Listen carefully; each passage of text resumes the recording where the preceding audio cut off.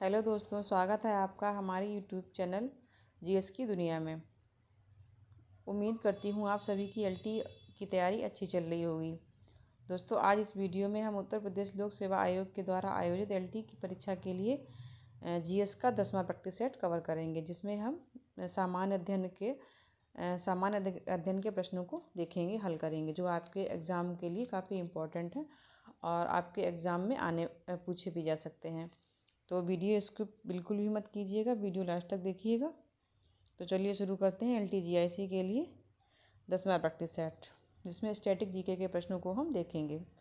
और ये क्वेश्चन जो है वो पहले की एग्ज़ाम में 24 में पूछे भी गए हैं और आगे भी पूछे जाने की इनकी संभावना अधिक है।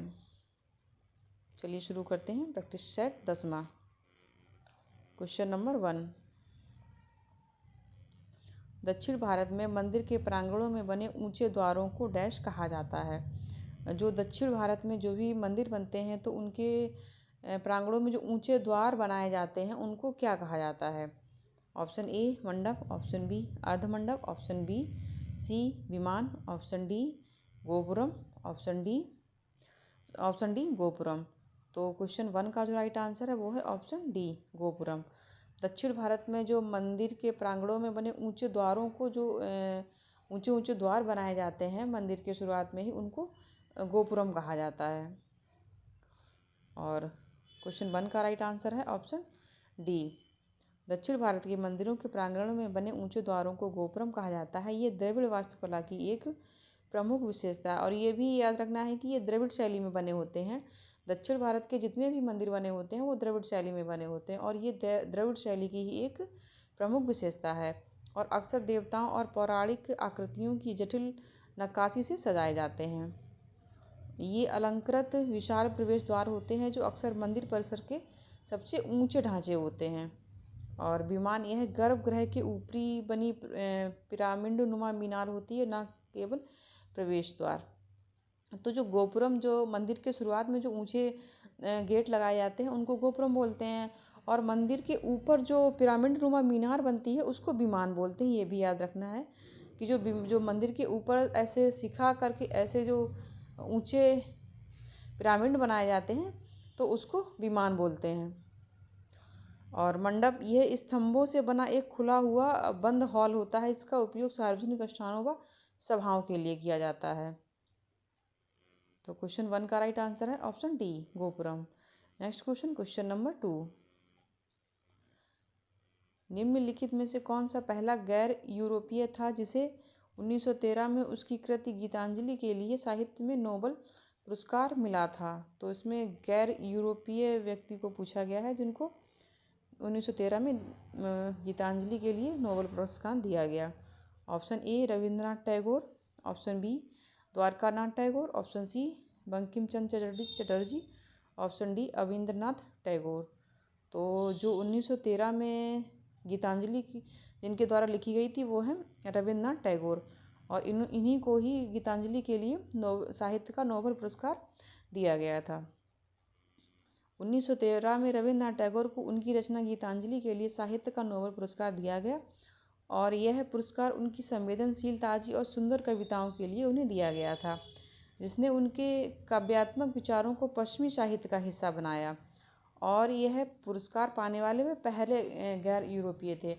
तो ये भी याद रखना, ये भी इम्पोर्टेंट है कि ये पहले भारतीय ऐसे थे जिनको साहित्य का नोबेल दिया गया था।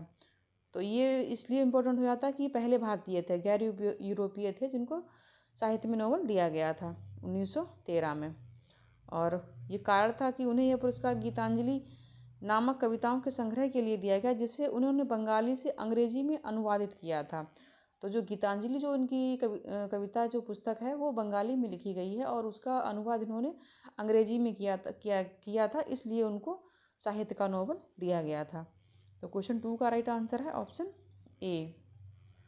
Next question, question number 3। भारतीय सुधार संघ का गठन कब किया गया था? तो इसके ऑप्शन है option A 1885, option B 1870, option C 1860, option D 1865। तो भारतीय सुधार संघ का गठन किया गया था 1870 में किया गया था। भारतीय सुधार संघ की स्थापना 19 अक्टूबर 1870 को केशव चंद्र सेन की अध्यक्षता में की गई थी और इस संस्था का उद्देश्य भारत में सामाजिक और नैतिक सुधारों को बढ़ावा देना है।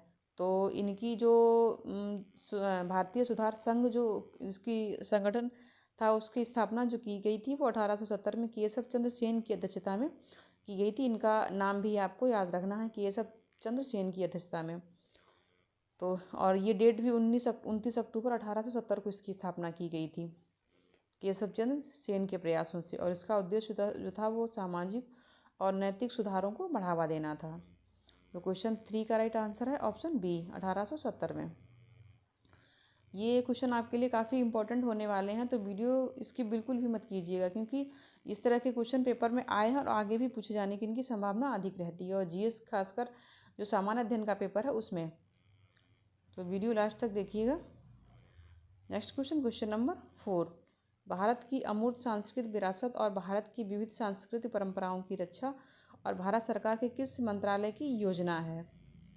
तो इसके ऑप्शन है, ऑप्शन ए सांस्कृतिक मंत्रालय, ऑप्शन बी पर्यटन मंत्रालय, ऑप्शन सी शिक्षा मंत्रालय, ऑप्शन डी शहरी विकास मंत्रालय। क्वेश्चन 4 का राइट आंसर है ऑप्शन ए। जो भारत की अमूर्त सांस्कृतिक विरासत और विविध सांस्कृतिक परंपराओं की रक्षा जो की जाती है वो सांस्कृतिक मंत्रालय के द्वारा की जाती है।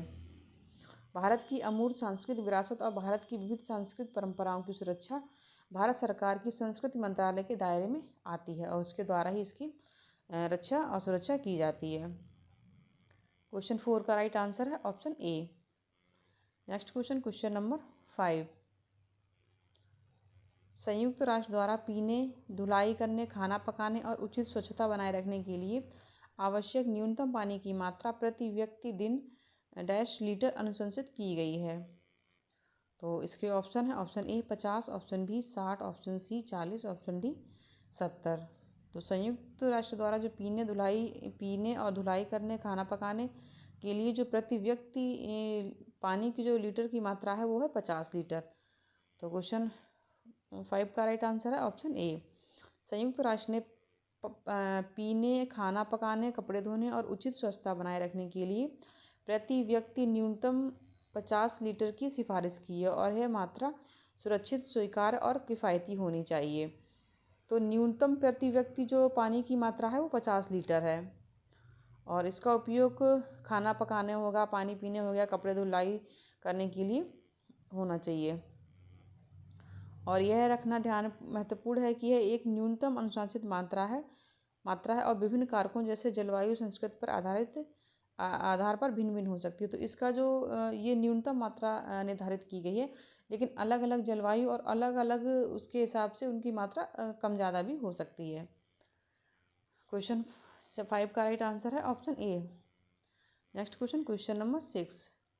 ममिता निम्नलिखित में से किस राज्य का लोकप्रिय लोक नृत्य है? और इसके option A Punjab, option B Tripura, option C Haryana, option D Uttarakhand. तो जो ममिता जो है वो लोक नृत्य जो है वो त्रिपुरा का है। इसका आंसर होगा ऑप्शन बी। ममिता नृत्य त्रिपुरा राज्य का लोक नृत्य है और यह त्रिपुरा के कलोई समुदाय द्वारा फसल उत्सव महोत्सव के दौरान किया जाता है। तो ये भी याद रखना है कि जो ममिता है वो एक फसल उत्सव है, फसल की कटाई के दौरान इसको मनाया जाता है। तो ये त्रिपुरा राज्य में मनाया जाता है और कलाई समुदाय के द्वारा, ये भी याद रखना है, कलोई जो समुदाय है वहाँ का, उसके द्वारा इस त्यौहार को मनाया जाता है फसल की कटाई के समय, ममिता महोत्सव। तो क्वेश्चन 6 का राइट आंसर है option B. Next question, question number 7। Badali brothers dash गायक हैं? बडाली ब्रदर्स जो हैं वो किसके गायक हैं? Option A Bhatiali, option B Lavani, option C Sufi, option D Pandavani. तो क्वेश्चन 7 का जो राइट आंसर है वो है ऑप्शन सी। जो बडाली ब्रदर्स हैं वो सूफी गायक हैं। बडाली ब्रदर्स सूफी गायक हैं जो अपनी सूफी गज़ल, कव्वाली, भजन शैलियों के लिए जाने जाते हैं। वे पंजाब के अमृतसर ज़िले के गुरु की बडाली गांव से हैं और सूफी परंपरा से गहराई से जुड़े हुए हैं। और इनकी जो प्रमुख शैलियां हैं जैसे सूफी संगीत हो गया, गज़ल हो गया, कव्वाली हो गया, गुरबानी और भजन, इस तरह के ये लोग गाना और भजन गाते हैं। प्रेरणा उनका संगीत बाबा बुल्ले शाह, अमीर खुसरो और संत कबीर जैसे सूफी संतों से प्रेरित है। और इनके संगीत की जो विशेषता है, उनका प्रदर्शन सहज, भावुक और पारंपरिक होता है। इसमें आलाप और तान पर बहुत जोर दिया जाता है। तो जो बड़ाली ब्रदर्स हैं वो सूफी संगीत के लिए जाने जाते हैं और सूफी गायक हैं। क्वेश्चन 7 का राइट आंसर है option C. Next question, question number 8। प्रसिद्ध नर्तक बिरजू महाराज ने 2016 में किस फिल्म के लिए सर्वश्रेष्ठ नृत्य निर्देशक का फिल्म फेयर पुरस्कार जीता था? इसके option A Befikre, option B Dangal, option C Mohenjo Daro, option D Bajirao Mastani. तो जो बिरजू महाराज हैं उन्होंने 2016 में फिल्म फेयर पुरस्कार जीता था। वो बाजीराव मस्तानी फिल्म के लिए इनको ये पुरस्कार दिया गया था। पंडित बिरजू महाराज ने 2016 में फिल्म बाजीराव मस्तानी के लिए मोहे रंग दो लाल गाने के लिए सर्वश्रेष्ठ कोरियोग्राफर का फिल्म फेयर पुरस्कार जीता। और यह जीत शास्त्रीय नृत्य रूपों को मुख्य धारा की बॉलीवुड सिनेमा में लाने के लिए उनके महत्वपूर्ण योगदान को दर्शाती है। और फिल्म का नाम जो था वो बाजीराव मस्तानी, और पुरस्कार जो कोरियोग्राफर के लिए इनको ये पुरस्कार दिया गया था, गीत था मोहे रंग दो लाल। तो ये गाना भी आपको याद रखना है। यह पुरस्कार फिल्म में दीपिका पादुकोण पर फिल्माए गए कथक आधारित गीत मोहे रंग दो लाल के ऊपर के लिए दिया गया था। क्वेश्चन 8 का राइट आंसर है option D. Next question, question number 9। R K Vajipure निम्नलिखित में से कौन सा संगीत वाद्य यंत्र बजाते थे? Option A harmonium, option B tabla, option C Ravan Hattha, option D sitar. तो जो आर के वाजीपुरे थे वो हारमोनियम बजाते थे। क्वेश्चन 9 का जो राइट आंसर है वो है option A. Are K वाजीपुरे harmonium बजाते थे। वह एक प्रसिद्ध भारतीय शास्त्रीय संगीतकार थे और उन्होंने अपनी हिंदुस्तानी शास्त्रीय संगीत के एकल वाद्य यंत्र के रूप में हारमोनियम को लोकप्रिय बनाने में महत्वपूर्ण भूमिका निभाई थी। और उन्होंने हारमोनियम वादक और संगीत निर्देशक के रूप में भी काम किया है। वे शहीद संगीत विरासत और संगीत अलंकार के लिए भी जाने जाते थे। तो जो क्वेश्चन 9 है उसका आंसर है ऑप्शन ए। जो आर के वाजीपुरम थे वो हारमोनियम बजाते थे। Next question, question number 9। Bonalu उत्सव निम्नलिखित में से किस राज्य में मनाया जाता है? Option A Uttar Pradesh, option B Telangana, option C Jharkhand, option D Gujarat. तो क्वेश्चन जो 10 है उसका आंसर होगा ऑप्शन बी। बोनालू उत्सव जो है वो तेलंगाना राज्य में मनाया जाता है। बोनालू उत्सव तेलंगाना राज्य में मनाया जाता है। यह देवी महाकाली को समर्पित एक वार्षिक त्यौहार है जो मुख्य रूप से हैदराबाद और सिकंदराबाद के जुड़वां शहरों और राज्य के अन्य हिस्सों में भी मनाया जाता है। तो ये याद रखना है कि जो बोनालू त्यौहार है वो तेलंगाना के साथ साथ हैदरा और सिकंदराबाद में भी इसको मनाया जाता है, क्योंकि इन दोनों को जुड़वा शहर कहा जाता है। इन दोनों में भी इसको मनाया जाता है। और ये देवी महाकाली को समर्पित देवी महाकाली के लिए ही इस त्यौहार को मनाया जाता है। तो बोनालू जो उत्सव है वो तेलंगाना, हैदराबाद, सिकंदराबाद में मनाया जाता है। क्वेश्चन 10 का जो राइट आंसर है वो है ऑप्शन बी तेलंगाना। तो ये था हमारा 10वां प्रैक्टिस सेट। मिलते हैं नए प्रैक्टिस सेट में नए प्रश्नों के साथ। तब तक के लिए नमस्कार। ऐसे ही यूज़फुल वीडियो पाने के लिए हमारे चैनल को सब्सक्राइब करें ताकि हमारी हर वीडियो की नोटिफिकेशन आप तक पहुंचती रहे। धन्यवाद।